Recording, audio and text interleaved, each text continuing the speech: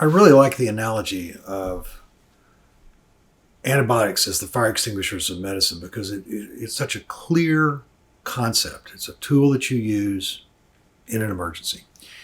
And a question that we discuss in a number of videos and newsletters is what's the value of a fire extinguisher? Well, we have a current example that I think is just really, really instructive, and that's the case of the coronavirus, the COVID-19 epidemic. And let's approach the value of fire extinguishers by doing a thought experiment. We're going to hop in a time machine. We're going to go back 10 years. And we're going to start a company. And that company is going to recognize that the viruses SARS and MERS, which were known 10 years ago, belong to a family of viruses called the Coronaviridae. And we're going to settle down and we're going to invent a pill that treats SARS and MERS. And we'll use the available tools. There aren't a lot of infections going on right now, but maybe we'll do some human challenge studies. And we will get approved. We'll get a magic coronavirus pill approved in 2018. It'll be available in 2018. So let's think about what happens in 2018. How many cases of SARS and MERS were there in 2018? Zero, nearly. How many cases of coronavirus were there in 2018? Well, we didn't know about it then. How much would we have sold? None. Could we have stayed in business? There's no way, obviously. There's no income. But that's only if you think of this coronavirus pill as being just for SARS and MERS. Little did we know that at the end of 2019, suddenly we're going to have a new coronavirus. And when it turns out that our pill works for that one as well, which I'm hoping that it does, that's the point of this thought experiment, the outbreak in Wuhan would have gone quite differently because we would have all recognized, it's a coronavirus, SARS, MERS, does this pill work? Yes, it does. Let's get going. Let's treat people with this therapy.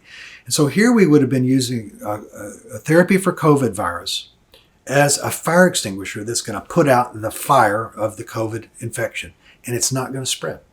Or when it does spread, we can tamp it out. You do what you do with fires. You keep chasing them until you put them all out. And if you think about then the value of the pill in that context, let's just sort of run it to ground here. How much anti-COVID virus pill would we have sold in 2020? Well, some, because we would have needed some in Wuhan, and we might have needed some around the world. Would we have needed billions of dollars worth of it? Actually, hopefully not, actually, because there wouldn't have been that many cases where we would have used it to treat a human being. Now, the value of having it on hand is huge, right?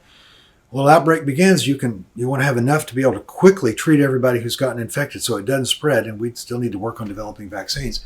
But this idea that having it available keeps you from going into lockdown, think of the value of that. Think of the difference between what would have happened had we had that. We wouldn't have this global lockdown stuff going on. We'd be being careful. There'd be a lot of other stuff going on.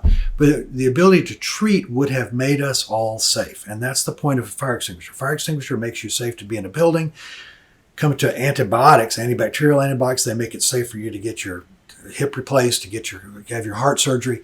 The whole point is that by having a fire extinguisher on hand, you put the fire out before it spreads, and life goes on. So the value of a fire extinguisher, the COVID example is a good one. It shows us that, look, before COVID, our magic therapy for COVID would seem to have zero value in terms of sales. But at the instant the outbreak occurs, it has nearly infinite value in terms of protecting the global economy. And we need to learn to articulate this idea.